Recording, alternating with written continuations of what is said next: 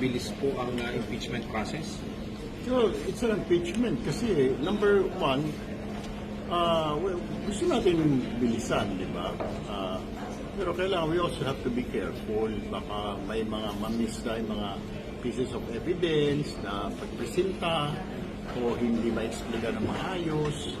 Kailangan talagang pag-aralan mabuti. Hindi kasi basta-basta rin naman na magsapresenta ng ebidensya, yun na yun.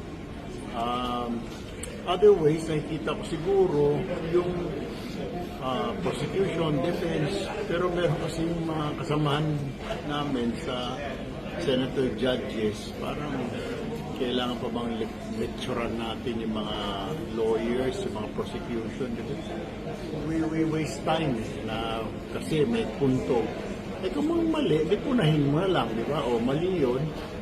Kaso kung lecturean mo pa ng Law 101, parang napapalayo. Diba?